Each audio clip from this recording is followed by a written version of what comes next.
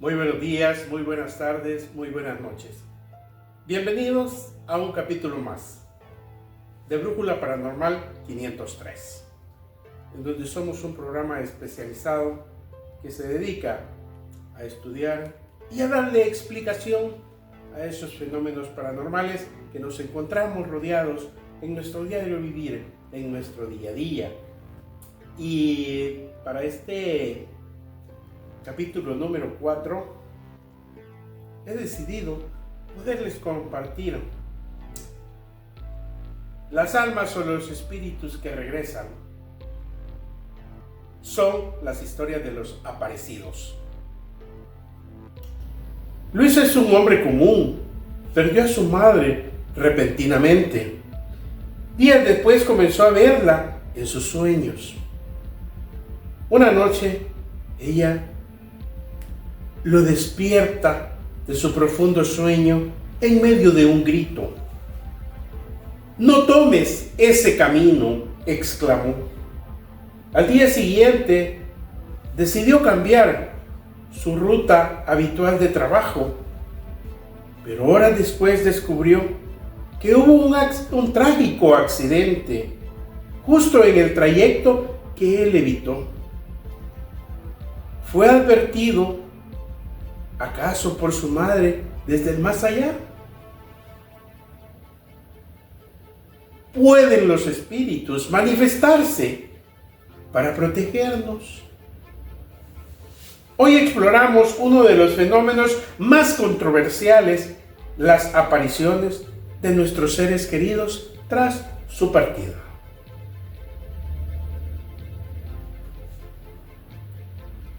Y a la luz del espiritismo, ¿qué dice el codificador Allan Kardec? Él enseña que los espíritus pueden manifestarse en una forma visual o sensitiva para advertir, consolar o corregir nuestros caminos. En el capítulo 9 del libro de los espíritus, él aborda la intervención de los espíritus en el mundo corporal, donde él explica cómo pueden manifestarse de manera visual, auditiva o sensitiva. Y muchas veces nosotros, los seres humanos, en nuestro diario vivir, podemos escuchar alguna voz que nos acompaña o una voz que nos trata de guiar en medio de nuestro pensamiento, y podemos llegar a creer: me estoy enloqueciendo, ¿o acaso es la voz de mi conciencia la que me está hablando? Y es que, como bien lo dice en el capítulo 9 del libro de los espíritus, hay una intervención de los espíritus en este mundo, que habitan en este mundo paralelo. A lo mejor sea el caso de que son espíritus afines a nuestras vidas, o a lo mejor son espíritus que aún no les ha tocado el retorno a esa patria espiritual y todavía están viviendo en medio de nosotros, que son ellos que quieren comunicarse con nosotros y están buscando el medio más adecuado. Y fíjense que hay muchos casos documentados e investigaciones. La Universidad de Virginia, en los Estados Unidos, desde el año 1967, tiene la División de Estudios Perceptuales, que se encarga de documentar las apariciones de los espíritus y aprovecha tener múltiples testigos para hacer los estudios. Y tenemos otro caso de los aparecidos.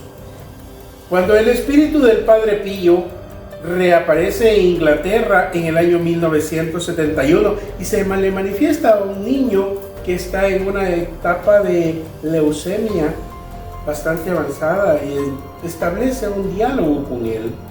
Y pues también allá en una iglesia en Irlanda, el mismo espíritu de este sacerdote de la Iglesia Católica Pío, que era el seudónimo, por cierto, ahí en Irlanda, 54 años más tarde de su desencarnación, hace pues nuevamente otra aparición, de lo cual pues esto está documentado.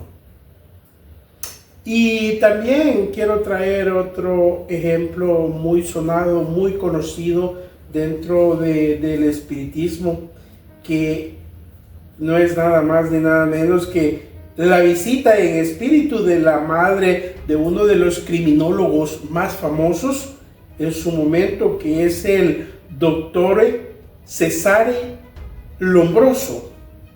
¿Y cómo fue este evento, este suceso? Él, siendo un escéptico de las manifestaciones, de las manifestaciones y las comunicaciones de los espíritus, ocupa la medium Eusapia Paladino para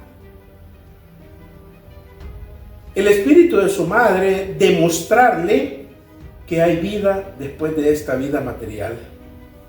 Y ahí es donde se desata una serie de eventos en medio de esa comunicación, de esa aparición, donde con lujo de detalles le demuestra que es el espíritu de su madre, que obviamente ella ya había fallecido, había desencarnado muchos años atrás, trayéndole esas vivencias que había tenido justamente con él.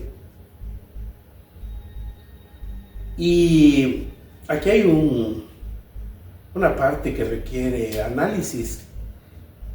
Y como decía a un inicio, es un programa especializado y hay una visión clara que tenemos que desmontar los mitos. Y tenemos que también trabajar duro con esa parte del escepticismo. Y no se diga, también hay que trabajar duro con la parte del fanatismo. Entonces, ¿acaso todas son alucinaciones de la mente y su origen es la esquizofrenia? Todas las aparentes manifestaciones, ¿acaso son producto de estados mentales que tienen una alteración dentro de la mente de las personas? Pero hay algo bien importante, que en muchos casos han sido presenciados por más de una sola persona, descartando las explicaciones que la ciencia de la psicología y la ciencia de la psiquiatría pretende darles. Pero esto a mí me deja una clara reflexión, amigos. Algunos regresan no para asustar, sino para manifestarse, para guiar y demostrar sobre todo que hay vida después de esta vida. Muchas gracias.